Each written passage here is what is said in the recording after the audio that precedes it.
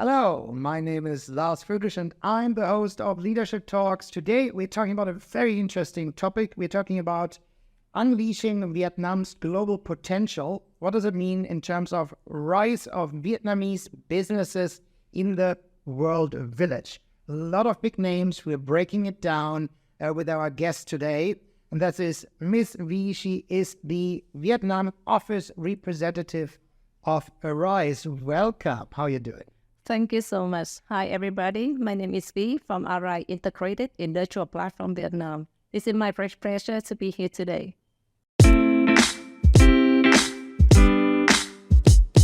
So, what is Arise?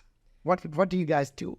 Yeah, so we are kind of industrial zone developer and in West Africa, even though our headquarters is in Dubai, but all of our investment, not only industrial zone, but we also invest on the roads, the bridge system, the port, and all kinds of support in facility in West Africa. So that's why we call ourselves not the real estate developer, but we are the ecosystem development. So then the obvious question, I think, is why do Vietnamese businesses have to care and worry and maybe get excited about West Africa? Yes, so it's an explored continent that we should know about because the traditional media of Vietnam often shows about Africa in a very, very different way compared to the reality. So talking about Africa, we think about poverty, we think about war or disease or the Sahara Desert only. But actually, when the first time I came there, it's a totally the new picture open in front of me that made me so amazing. So it's the scenery in the environments. Some parts of the Africa are facing for the Sahara or deserts, and some part of Africa is the central to export the raw materials and also the agriculture products to the world. So that's why people think that deserts only is not the truth. So it's just the natural resource of Africa, but also the economic developments here is like very on track recently because they have a big investment from Dubai or the China, Indian country or the Western country to develop in. So my natural instinct would be, doesn't that mean competition and business going away from Vietnam and businesses should be worried? Yeah, we should be aware of this. The world is changing so fast. Yesterday, they can be our supplier, partner, but nowadays, they already become our competitor. But the way that they become our competitor so silently that we don't even know about it. Yeah, because we already have a very different mindset or awareness about West Africa. So what opportunities does that? Let's not just talk about challenges, but also what are the opportunities for Vietnamese businesses? Yeah, because in West Africa, they are abundance of the natural resource because they are far away and nobody knows to come to get the source of material. So this is the first opportunity. Yeah, and the second thing is that we can enjoy for the geographical location, that they are very close to the USA and Europe. The container from Africa go to Europe and America just take about less than 20 days, while Vietnam take for 45 days to 50 days. Okay. So they can enjoy the higher tax exemption from very rich country like America and Europe. So 100% of the goods export from Africa will be exempt. The export tax for all kinds of goods. Investing in foreign countries always comes with challenges and opportunities, right? Do you think Vietnamese companies are ready to go that far? Because traditionally it's a very Southeast Asia play, then a Greater Asia play, and now you say, well, the next big thing, Africa. Yeah, it's kind of very challenging for the Vietnamese enterprise to think about Africa right now because there's too much of barriers in the cultures and also the mindset awareness of the Vietnamese people towards the Africans. And so that's why we are here to support our enterprise to get to know the country because they are risk, surely they are risk to invest in Africa. But at the same time, high risk, high return, right? So that's why we need to reinvent ourselves. We learn more So that's why RIC here to support the Vietnamese enterprise. Do we also have to think about the reality that Vietnamese organizations, companies, manufacturers, and maybe the economy has to accept that they're going up the value chain? And how would that affect what you're doing with a lot of raw materials in Africa? Yeah, sure. So, so far, Vietnamese economy would depends on too much for the textile industry, cashew, and also the wood, and together with the rice exports. But recently, the flows of the outside investment FDI to Vietnam are now raising, and the Vietnamese government want to attract the high-tech technology rather than the polluted and outdated technology industry sector. So that's, for example, textile. We are ranking the second or the third. Like in 2022, we ranked the second, but now we fell into the third. Okay. Yeah, the second rank now belong to Bangladesh. Okay. Yeah, because there are two reasons. First, for the cost, because we don't have the raw material of the textile or the cotton inside Vietnam. We need to import it outside. So that's why, and also our labor cost now increasing. And Bangladesh now very competitive with the price. And secondly, like when the garment and apparels we want to export to Europe, we have to meet the sustainable development certification like the LEED and also the SEG. So, but Bangladesh already adapt this trend. But why Vietnamese manufacturers, especially in the textile sector, they have not yet prepared for it. Yeah, so that's why if we move to another country, so we can get the raw material on site, like for example, cotton, even we get from Africa or we get from America, it's very close, so that it can reduce the cost to afford the raw material on site. And also the labor in West Africa is very cheap. It's about 100 USD per labor per month. Yeah, so it's have to reduce the cost. And in Africa, because there are new development continents, so there are a lot of lessons learned from Asia that they develop very high standards of and sustainable clean energy using industrial zone. And if we come there, build a new thing, and we can adopt the sustainable certification, that is very critical to export to Europe.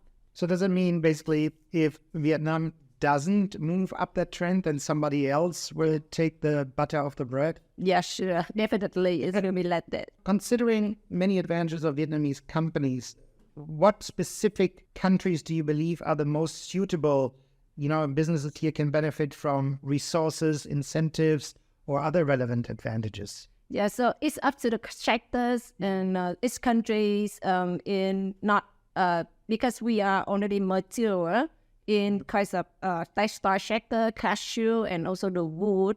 And it's up to the sector that we can define a very suitable location. And surely we need to choose the underdeveloped country to invest in because we can decrease the cost manufacturing. Yeah, so I can recommend some countries in West Africa, for example, in the cashew industry. Vietnam is the top one exporter of the processed cashew to US and Europe, but we don't have the raw material cashew on site. So can you give us some examples of countries in Africa, especially West Africa, that can add value to Vietnamese businesses? Yeah, for example, in Ivory Coast, they can export. They are the top country to export the raw cashew to Vietnam and India or China. And also Vietnamese cashew nuts manufacturer have to import from Ivory Coast as well as Cambodia. But the quality of Ivory Coast cashew is very good. So that's why if we move our factory to Ivory Coast, so we can get the raw material on site. And the thing is that a lot of Indian and Chinese cashew manufacturer, they already come to Ivory Coast to open the new factory. So that's why they already acquire all of the raw material cashew there, making the price of the raw cashew nuts export to Vietnam is now increasing very high. So that means we might like it or not, but if we as Vietnamese businesses don't follow these supply chain trends, we are left behind. Yeah, sure. It's a bit like that. Let's look into, normally governments play a big role for every macroeconomic development. for every country to also transition to a next phase. What do you think the Vietnamese government should prioritize, or how it could encourage Vietnamese companies to be more courageous in going out in the world?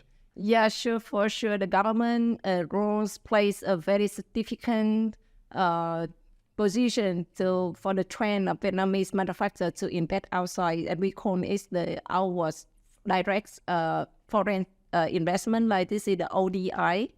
Now we as Vietnam still like trying to attract the FDI investment into Vietnam, and everybody know if you read the newspaper on kinds of economic, we talk about FDI only, but nobody talk about ODI.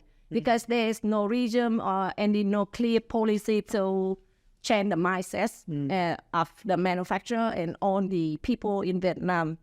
And it's ODI. We often think that ODI means we're losing the money to other people and we're losing the job for our people.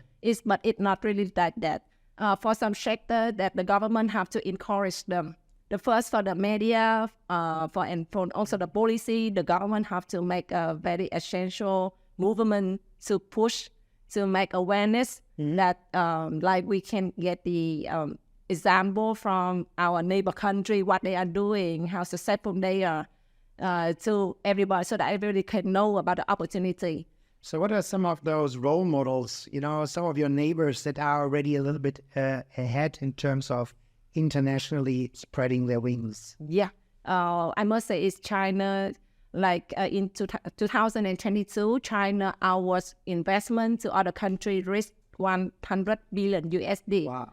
And at the same time, 2022, China direct investment to Vietnam is 2 billion USD, just only 2.5% of the total investment of China.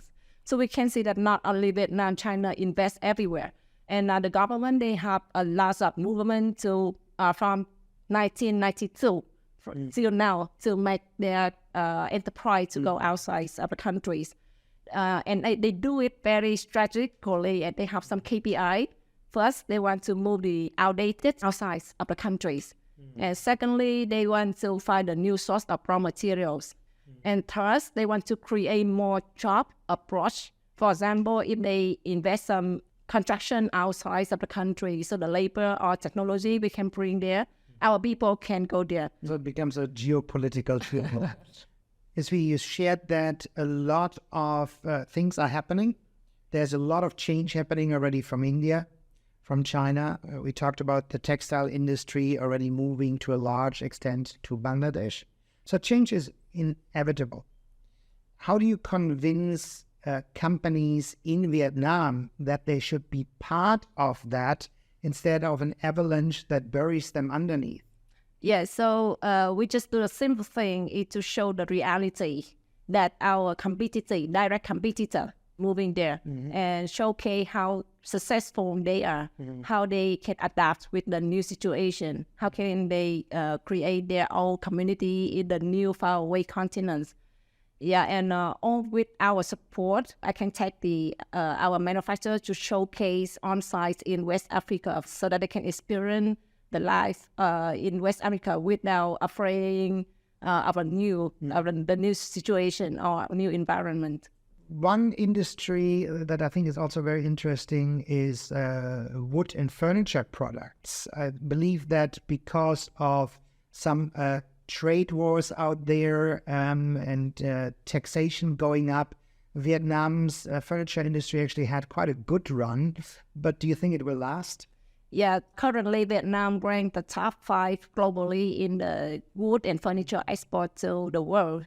And one part of that is because due to the trade wars between America and China, so some part of the furniture from China export to America need to be applied for 100 to 200% of the export tax. So that's why currently Vietnam wood and furniture sector is going very good. The current trends is the Chinese company, they are moving to West Africa already. And in Gabon, because they are large resourceful of the forest, and so we can get the wood on site And from Gabon to export the wood and furniture to US and America with trackable wood will be exempt for tax 0%. So we already have in Gabon 144 wood and furniture investor there, and plus of this from China.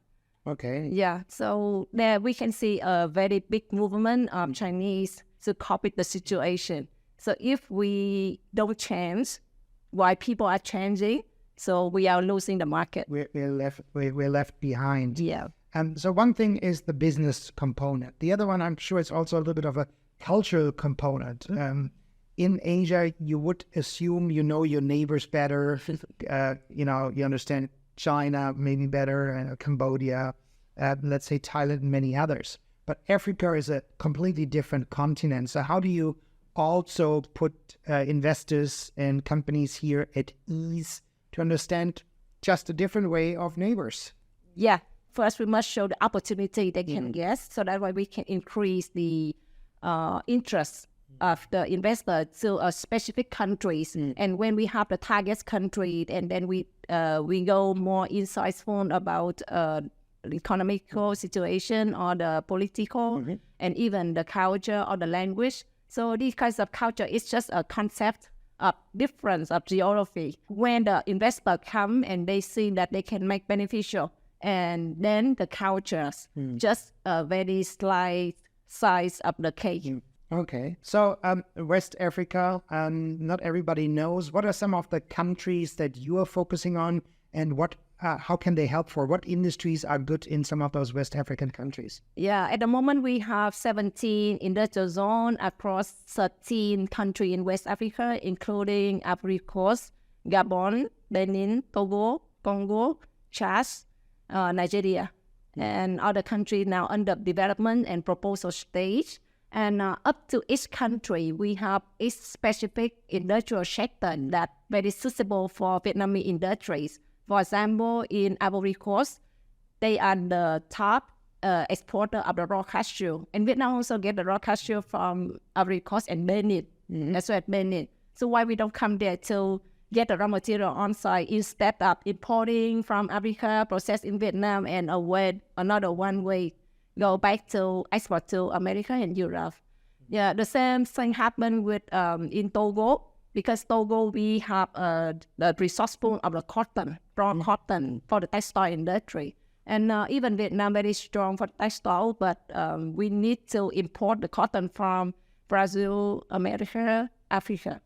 Yeah, and if we come to Africa to get the raw material on site, we can reduce the cost. Also, we can get the cheap labor there, just 100 USD per labor per month. Yeah, and in Gabon will be very beneficial for the wood and furniture investor, because Gabon they have a resourceful natural forest and can be tracked. When we deploy the wood, this is a track wood that we can export to America and Europe. Largest country in West Africa, or even one of the largest in Africa per se, is Nigeria. What's Nigeria's kind of play for Vietnamese companies?